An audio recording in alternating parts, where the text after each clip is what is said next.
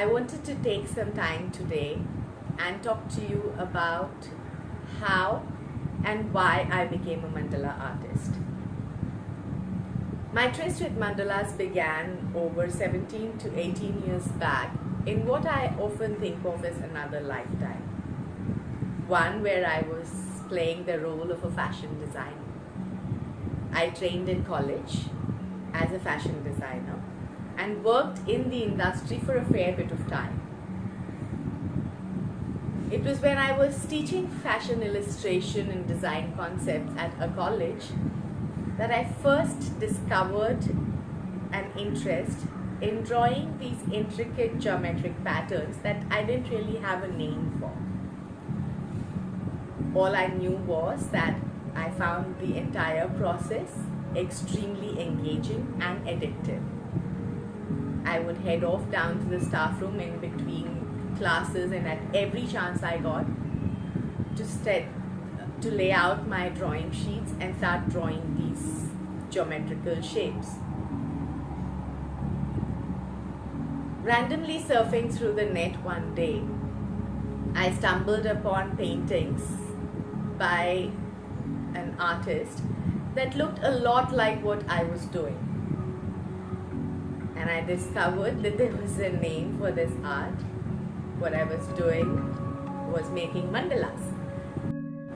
Once I discovered the name, I went on to do more research, discovering many more artists and trying to learn as much as I could about the subject.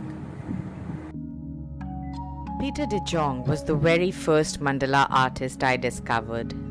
Painting since the early 70s, his vibrant colors and psychedelic shapes inspire me and fascinate me no end. Raza Sahab's rich, earthy hues and exquisite geometric compositions speak to my very soul, and I lose myself in his paintings on hours on end. The intensely spiritual and ritualistic qualities of the sand mandala creation inspires me deeply, especially the fact that the monks destroy these beautiful mandalas at the end of the practice as a reminder that the creator is the destroyer. I gravitated towards the art of mandala making at what was the start of a rather challenging and turbulent phase in both my personal as well as professional life. I seemed to have absolutely no control over how events in my life were unfolding, the kind of experiences that were coming into my life, and my own mind and emotions had become an extremely hostile and toxic environment. I was left feeling completely ungrounded and rudderless. It was over the years that I discovered that besides being a grounding practice, mandalas also have a variety of other benefits to impart. I made a conscious effort to turn my mandala drawing practice into a spiritual practice.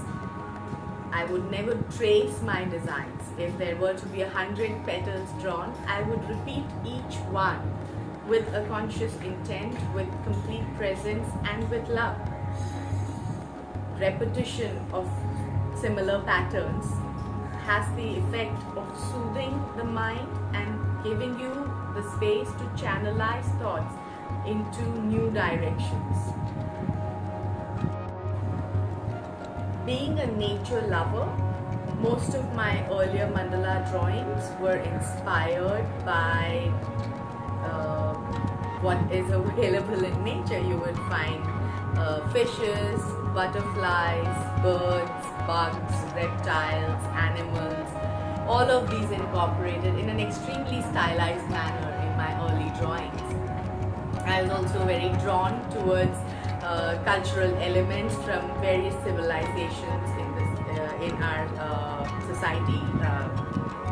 Especially of interest to me were the Egyptian civilization. I would draw in and incorporate motifs from Buddhism, from the island people, from tribal and aboriginal art. All of these were a part of my initial drawings. Here are the images of some of my earliest paintings and mandalas, mostly done with pen and ink. These were the paintings inspired by nature, as well as the various cultural inspirations that I came across in day-to-day life. Conceptualizing, planning, and executing a mandala drawing offered me a much needed sense of control. Watching this beautiful and intricate geometric pattern unfold in front of my eyes would infuse me with joy and a deep sense of satisfaction. I finally had a say in something that was occurring in my life. Drawing mandalas also offered me spaces where I could escape the bits of my life which were not really working out the way I wished they would, and instead focus upon something that was bringing a positive experience into my life.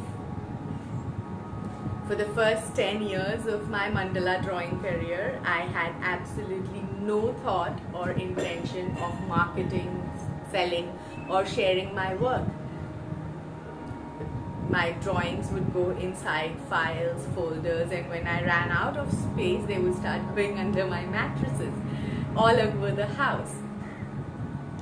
It was at the end of the first 10 years that I finally found myself healed and evolved enough, ready to share the work with the world. I began sharing my art on social media through Facebook to begin with, and the kind of support and encouragement that I received from my friends, my family, and my social network allowed me the opportunity to actually convert what started off as a hobby or an escape route into a profession.